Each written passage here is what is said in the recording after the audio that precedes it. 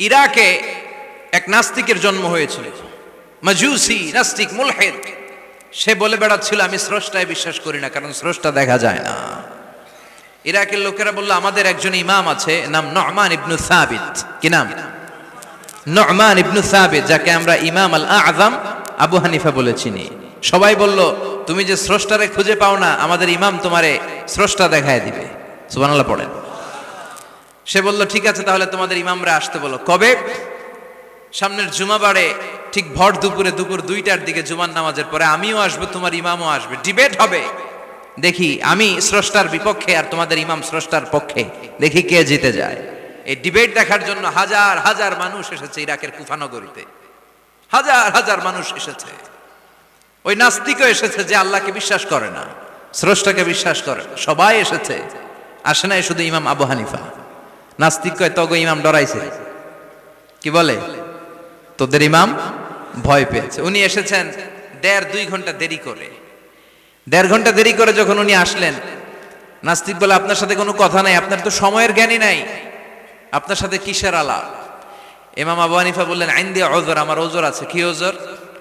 তিনি বললেন আমি যখন ঘর থেকে বেরোই আমার বাড়ির সামনে বিশাল এক নদী পড়ে যায়, আর এই নদী পেরোতে আমার নৌকা ব্যবহার করতে হয়। আজকে এসে দেখি নৌকাও নাই, মাঝিও নাই, কিচ্ছু নাই। কিভাবে পার হবো? হঠাৎ দেখলাম নদীর পাশে বিশাল বড় গাছ, গাছটা হঠাৎ এমনি এমনি 2 টুকরা হয়ে গেল। গাছ থেকে বিশাল কাঠের তক্তা বের হয়ে গেল। তক্তাগুলো অটোমেটিক্যালি জোড়া লেগে নৌকা হয়ে গেল। এই নৌকা মাঝি ছাড়া সা করে আমার সামনে চলে এলো। আমি নৌকায় বিসমিল্লাহ বলে বসে পড়লাম। হঠাৎ নৌকা আমারে টান দিয়ে ওপারে নিয়ে এলো। তারপর আমি আপনার এই ময়দানে ছুটে এসেছি। এই যে গাছ কাটা, তক্তা হওয়া, নৌকা হওয়া, মাঝি ছাড়া চলা, এই প্রসেসিং হতে আমার 2 ঘন্টা সময় লেগেছে। I am extremely sorry for that. আনা আসিফ জিদ্দান, আমি দুঃখিত। নাস্তিক নেতা বলে তোকে ইমাম গাঞ্জা খাইছে। কি খাইছে? তোদের ইমাম মাজনুন জুন্না আলাই, মাথার তার সিরা নিয়ে যা। ইমাম আবু হানিফা বললেন ময়দানে আমারে গালি দিলেন কেন? পাগল বললেন কেন? তার সিরা বলে ডাকলেন কেন? মাজনুন শব্দ ব্যবহার করলেন কেন? মার্জিত ভাষা ব্যবহার করতে শিখেন। নাস্তিক বলে কেমন কথা আপনি বলেন? শিক্ষিত মানুষ, দার্শনিক মানুষ, জ্ঞানী মানুষ, ইমাম মানুষ, কোন মানুষ ছাড়া, করাত ছাড়া বিশাল বড় বড় গাছ কাটা যায় নাকি? মিস্ত্রি ছাড়া তক্তা বানানো যায় নাকি? মিস্ত্রি ছাড়া তক্তা জোড়া লাগে এমনি এমনি নৌকা হয় নাকি? মাঝি ছাড়া পানিতে নৌকা চলে নাকি? ইমাম আবু হানিফা বললেন now you're on the right track. এই তো লাইনে আসছেন আপনি। এই লাইনে আনার জন্যই তো এত গল্প, লাইনে আনার জন্যই তো এত স্টোরি আমি মেক করলাম। আপনার কথা থেকেই যদি ধরি, করাত ছাড়া গাছ কাটা যায় না, এমনি এমনি তক্তা হয় না, এমনি এমনি নৌকা হয় না, মাঝি ছাড়া নৌকা এমনি এমনি চলে না, তাহলে আকাশ কেমন করে এমনি এমনি হলো? জমিন কেমন করে এমনি এমনি হলো? দ্বীপ প্রহরের জলজলে সূর্যটা কেমন করে কিরণ দিল এমনি এমনি? আল্লাহু আকবার! কেমন করে নবমণ্ডল ভূমণ্ডল সৃষ্টি হলো? কেমন করে দিন শেষে রাত্রি আসে, রাত্রি শেষে দিন আসে? ওইটা যদি এমনি এমনি না হয়, মহাবিশ্বের এই সুন্দর বসুন্ধরার সব কিছু কেমন করে এমনি এমনি হয়? নাস্তিক কয় হায় হায়, আসলেই তো আমি একটা উল্লুক্কা পাঠা, আসলেই তো আমি হাদারাম, এইভাবে তো ভেবে দেখি নাই। আসলে তো এগুলো এমনি এমনি হয় না। Someone is controlling everything in the world. একজন মহা শক্তিধর মহা এমডি আছে, এমডি ম্যানেজিং ডাইরেক্টর, মহা ব্যবস্থাপক, সব ব্যবস্থাপকদের বড় ব্যবস্থাপক। চিৎকার করে বলেন তিনি কে? বিশাল এক ব্যবস্থাপক আছে, তিনি সব কন্ট্রোল করছেন। এতদিন পর্যন্ত আমি বুঝতে পারি নাই, আমারে মাফ করিয়ে দেন আর পড়িয়ে দেন লা ইলাহা ইল্লাল্লাহু মুহাম্মাদুর রাসূলুল্লাহ সাল্লাল্লাহু। সাইয়েদনা ইমাম আবু হানিফার হাতে হাত রেখে শাহাদা বাক্য পাঠ করেছে। সুবহানাল্লাহ পড়ে। ঝিনুকের ভেতর লুকিয়ে থাকে যেমন মতি, ঝিনুকের ভেতর লুকিয়ে থাকে যেমন মতি, কালমা শাহাদাতে আছে আল্লাহর জ্যোতি, কালমা শাহাদাতে আছে আল্লাহর জ্যোতি। সুবহানাল্লাহ পড়েন। এই জ্যোতি যার হৃদয় একবার টাচ করে তার জন্য জান্নাতকে খুলে দেয় কে? এজন্য এই সূরা পড়লে নাস্তিকরা নাস্তিক থাকবে না। নাস্তিকদের জন্য এখানে আল্লাহ মেডিসিন দিয়েছেন, কিছু ডোজ দিয়েছেন। আলহামদুলিল্লাহ পড়েন। এই সূরা থেকে আমরা কিছু সময় কথা শুনবো। শুনতে রাজি আছেন তো? সূরার নাম চিল্লায় বলেন কি নাম? মুলক। মুলক মানে কি? মুলক মানে রাজত্ব, মুলক মানে ক্ষমতা, মুলক মানে পাওয়ার, মুলক মানে কিংডম, মুলক মানে সভরেইনটি। সুবহানাল্লাহ পড়েন।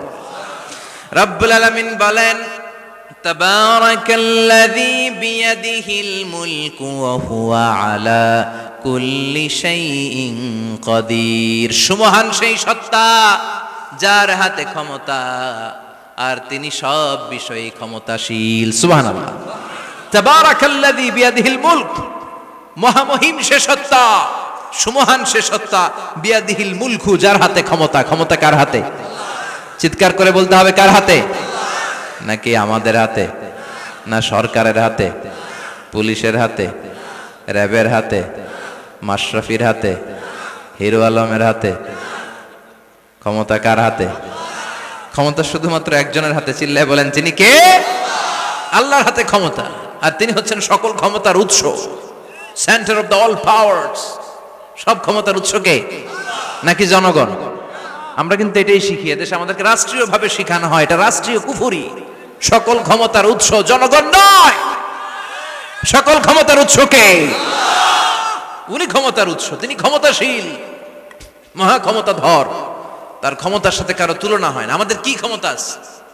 কথা বলেন। বল্লা পোকার কামড় খাইছেন? হ্যাঁ, মৌমাছি কামড়াইছে?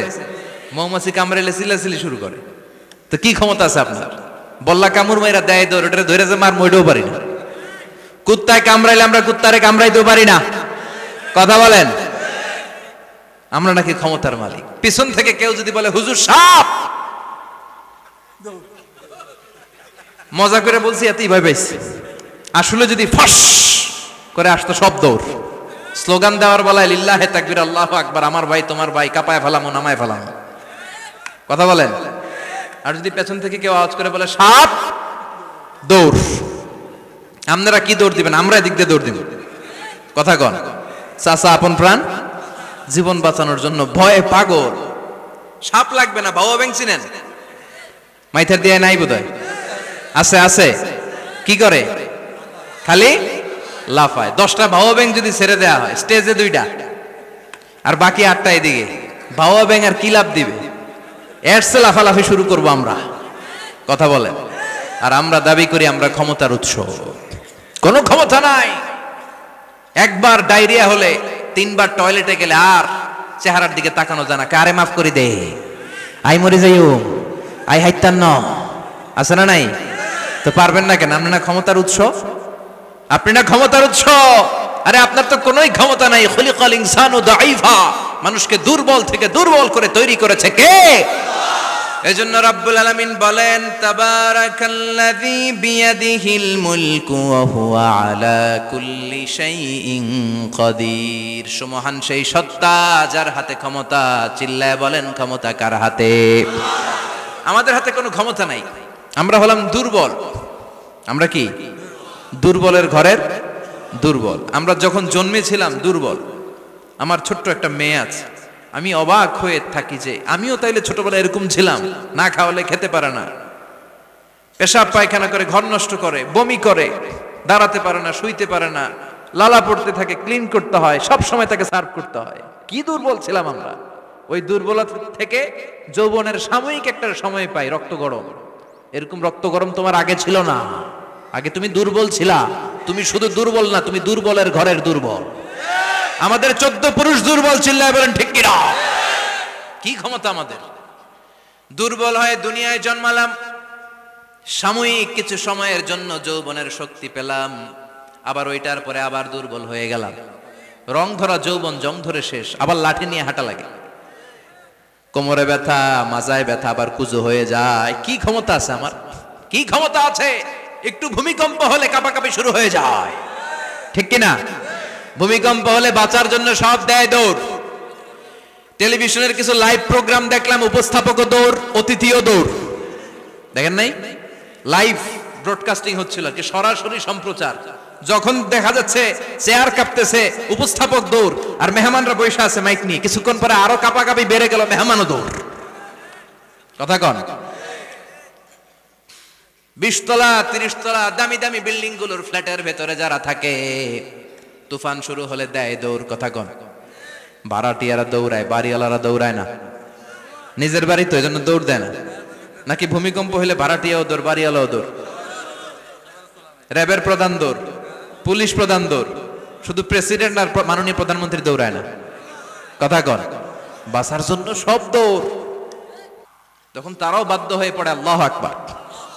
তাহলে বোঝা গেল আমাদের কোনো ক্ষমতা টমতা কিচ্ছু নাই, আসল ক্ষমতার মালিক একজন। চিল্লায় বলেন তিনি কে?